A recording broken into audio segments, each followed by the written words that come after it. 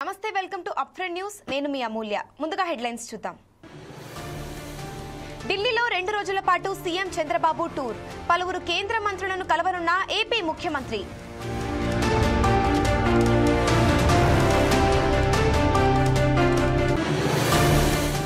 Malnadu drugs కేసులో police అధికారి కుమారుడి పాత్ర రాహుల్ తేజను అరెస్ట్ చేసిన ఈగల్ టీం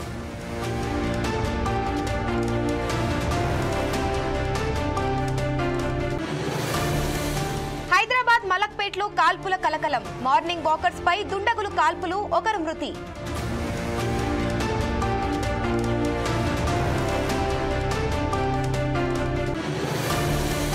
పారాగ్లైడింగ్ చేస్తూ కింద పడి టూరిస్ట్ మృతి Himachal Pradesh Indranag take off site లో ఘటన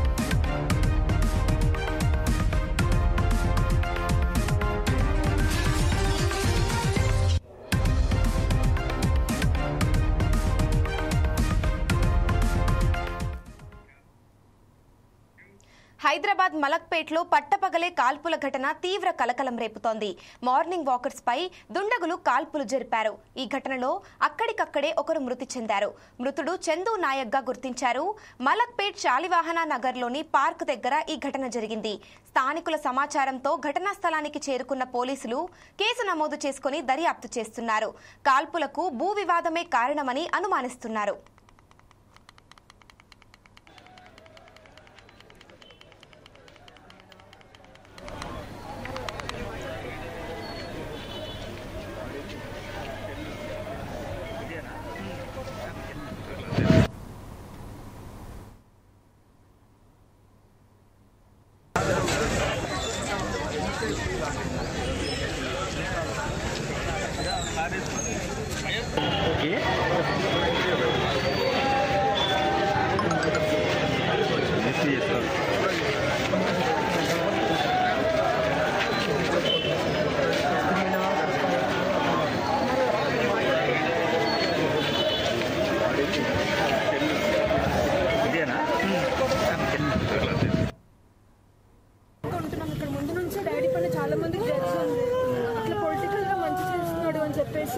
మిగతా వాళ్ళకి అవి గుండాయిజం చేయనిస్తున్నాడు అని చెప్పేసి పొలిటికల్ గా చాలా మంది గ్రడ్జెస్ ఉన్నాయి అందుకే ప్రాణహాని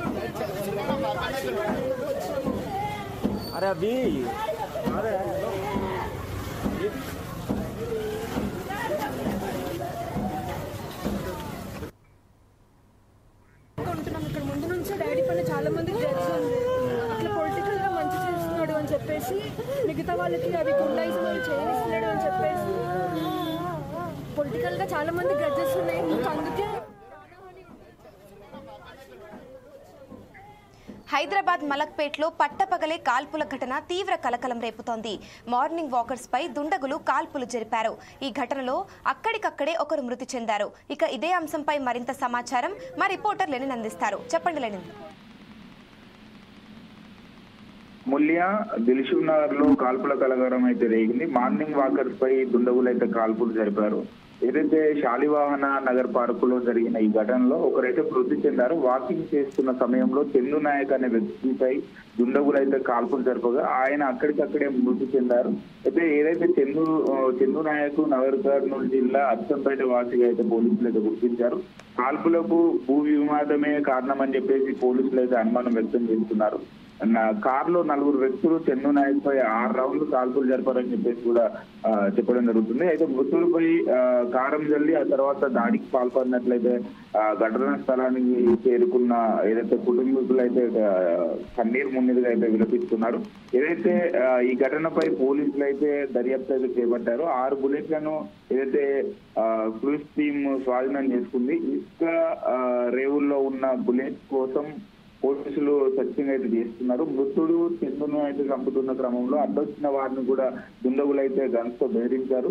చుట్టుపక్కల సీసీ ఫుటేజ్ లో అయితే పోలీసులు అయితే పరిశీలిస్తున్నారు. ఏదైతే గన్ను ఉన్న బుల్లెట్స్ అయితే పరిశీలించిన ఏదైతే క్రూజ్ టీమ్ ఏదైతే నిపుణులను ల్యాబ్ కు అయితే పంపించారు. నిందితుల కార్ నెంబర్ ఆధారంగా పోలీసులు అయితే ట్రాక్ అయితే చేస్తున్నారు. Amulya, thank you Lenin.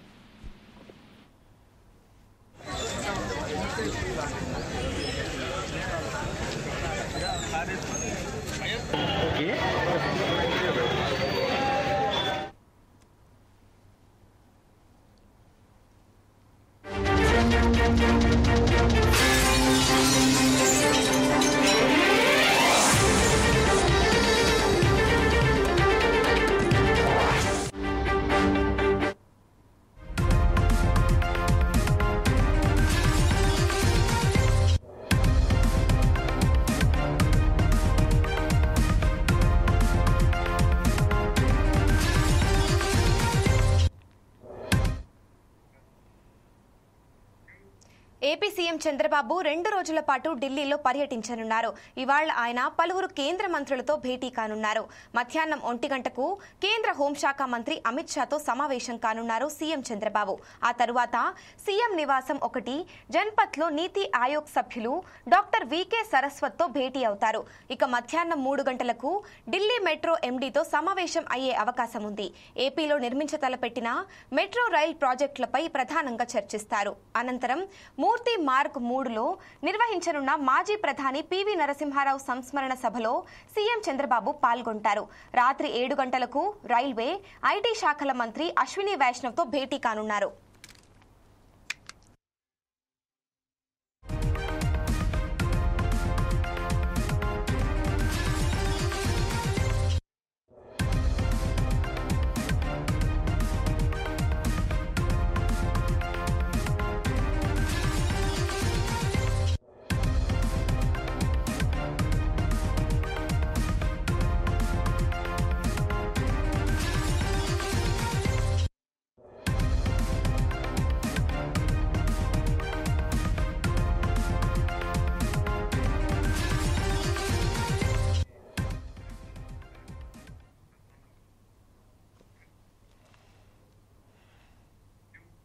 ఇక రేపు ఉదయం 10 గంటలకు కేంద్ర కార్మిక ఉపాధి శాఖ మంత్రి మన్సుఖ్ మాండవియాతో ప్రత్యేకంగా భేటీ కానున్నారు సీఎం చంద్రబాబు. ఆ తర్వాత మధ్యాహ్నం 2 గంటలకు జలశక్తి భవన్లో కేంద్ర జలశక్తి మంత్రి సిఆర్ పాటిల్తో కలిసి బనకచర్ల ప్రాజెక్టుపై జరిగే సమావేశంలో పాల్గొంటారు. సాయంత్రం 4 గంటలకు ఆర్థిక శాఖ మంత్రి నిర్మలా సీతారామన్తో సమావేశమవుతారు. రేపు రాత్రికి ఢిల్లీలోనే బస చేసి గురువారం నాడు అమరావతికి తిరిగి రానున్నారు. ఇక ఇదే అంశంపై మరింత సమాచారం మా స్పెషల్ కరెస్పాండెంట్ ప్రసన్న అందిస్తారు. చెప్పండి ప్రసన్న. అమూల్య, ఏపీ సీఎం చంద్రబాబు 2 రోజుల పాటు ఢిల్లీ పర్యటించనున్నారు. అయితే ఇవాళ ఆయన పలువురు కేంద్ర మంత్రులతో భేటీగా తెలుస్తా ఉంది. అయితే మధ్యాహ్నం 1 గంటకు కేంద్ర హోంశాఖ మంత్రి అమిత్ షాతో సమావేశం కానున్నట్టు కూడా తెలిసింది.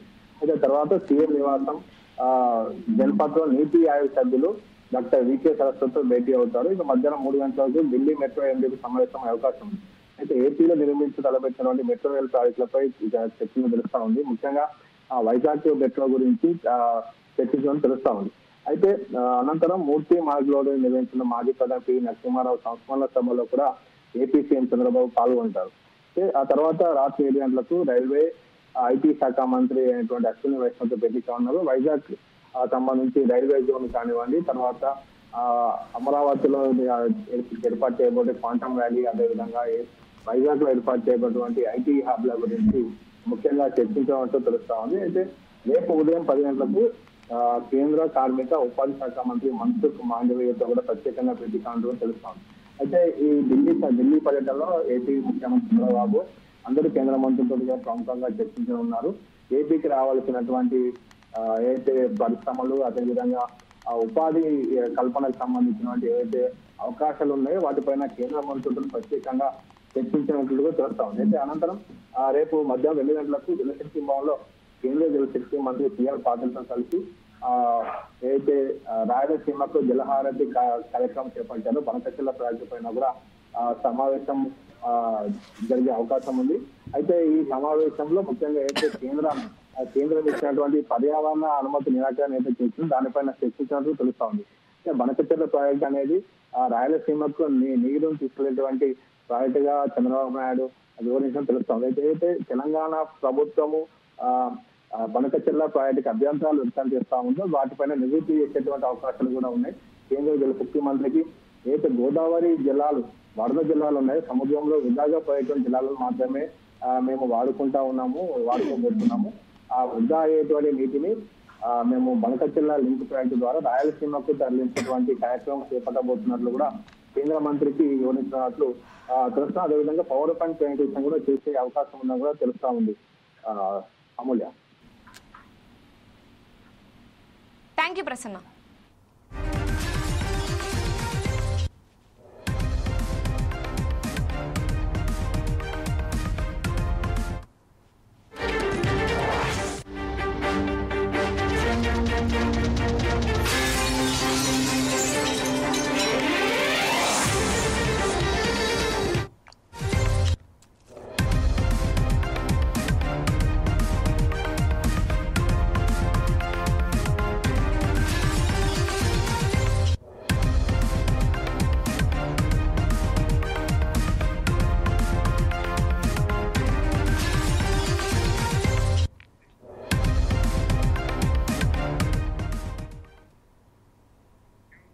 హైదరాబాద్లోని కొంపల్లి మల్నాడు డ్రగ్స్ కేసులో కీలక పురోగతి సాధించారు పోలీసులు.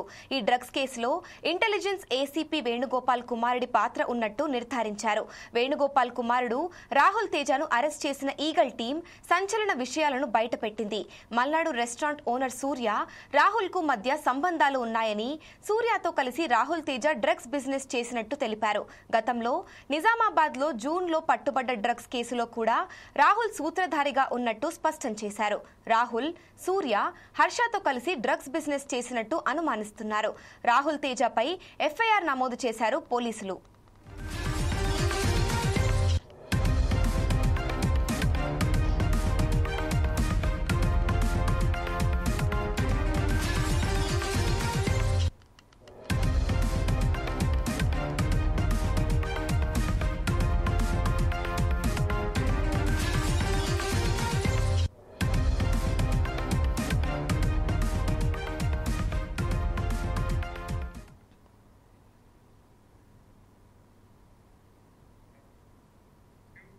హైదరాబాద్లోని కొంపల్లి మల్నాడు డ్రగ్స్ కేసులో కీలక పురోగతి సాధించారు పోలీసులు.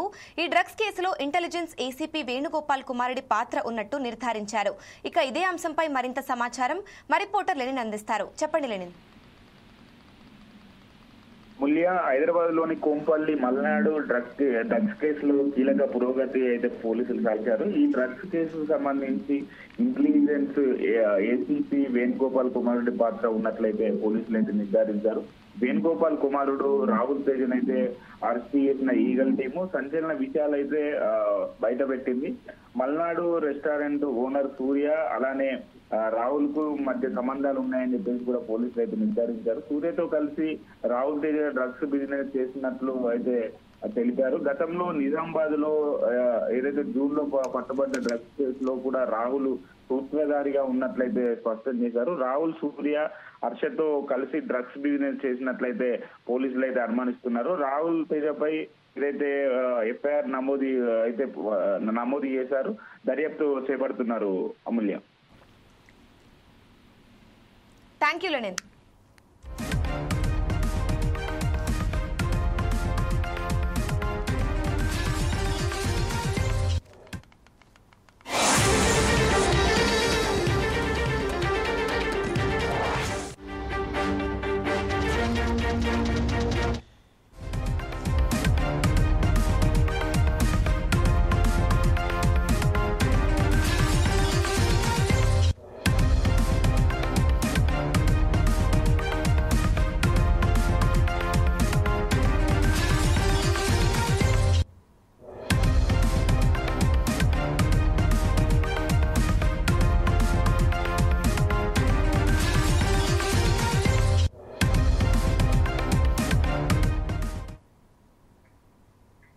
కారులో మెదక్ జిల్లా కాంగ్రెస్ నేత అనుమానాస్పద మృతి ఘటన సంచలనంగా మారింది.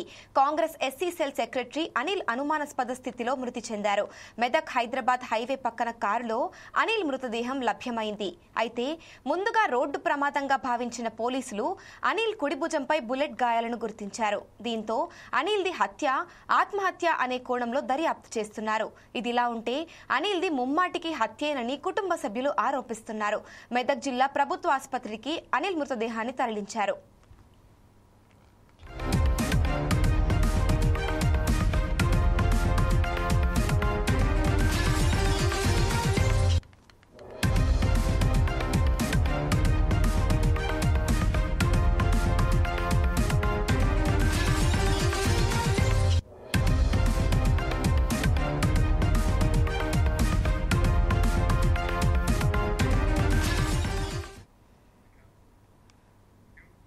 కారులో మెదక్ జిల్లా కాంగ్రెస్ నేత అనుమానాస్పద మృతి ఘటన సంచలనంగా మారింది.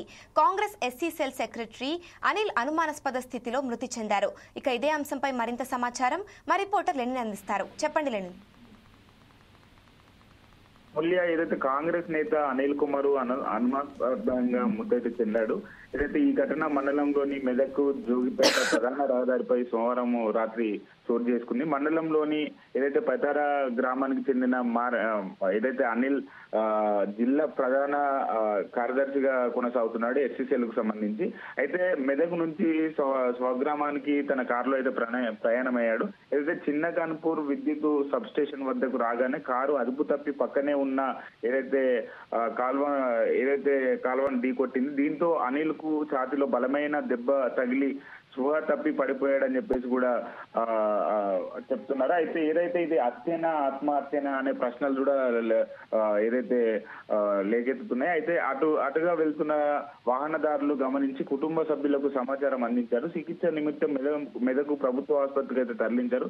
పరీక్ష ఏదైతే డాక్టర్లు అనిల్ మృతి చెందినట్లయితే డాక్టర్లు నిర్ధారించారు. అయితే అనిల్ శరీరంపై బుల్లెట్ల గాయాలు ఉన్నట్లయితే గుర్తించారు. ఘటన స్థలంలో 4 బుల్లెట్లు అయితే లభ్యమయ్యాయి. అయితే మరి అనిల్ హత్య చేయబడ్డా లేకుంటే యాక్సిడెంట్ అనే కోణంలో అయితే పోలీసులు అయితే దర్యాప్తు చేపడుతున్నారు. Amulya. Thank you Lenin.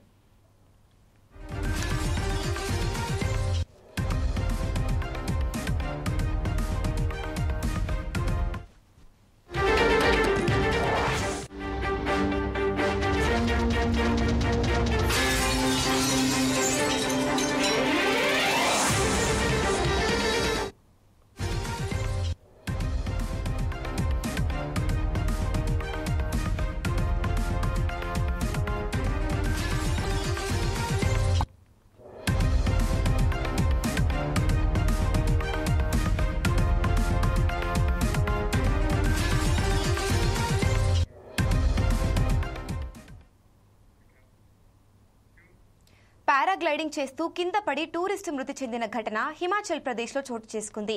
ఇంద్రునాగ్ takeoff site లో పారాగ్లైడర్ కూలిపోయి అహ్మదాబాద్ కు చెందిన సతీష్ మృతి చెందాడు. టేకాఫ్ సమయంలో గాల్లోకి లేవలేక గ్లైడర్ కూలిపోయింది. ఈ ప్రమాదంలో టూరిస్ట్ సతీష్, పైలట్ సూరజ్ తీవ్రంగా గాయపడ్డారు. దీంతో వారిని హుటాహుటిన స్థానిక ఆసుపత్రికి తరలించారు. అయితే చికిత్స పొందుతూ టూరిస్ట్ సతీష్ మృతి చెందినట్టు తెలుస్తోంది. ఇదే ప్లేస్ లో జనవరిలో టేకాఫ్ సమయంలో గ్లైడర్ కూలిపోవడంతో అహ్మదాబాద్ కు చెందిన మరో యువతి కూడా మృతి చెందినట్టు స్థానికులు చెబుతున్నారు. 6 నెలల వ్యవధిలో 2 చనిపోవడంతో అధికారులు యాక్షన్ తీసుకున్నారు. సెప్టెంబర్ 15 వరకు పారాగ్లైడింగ్ పై పూర్తి నిషేధాన్ని విధిస్తూ ఆదేశాలిచ్చారు.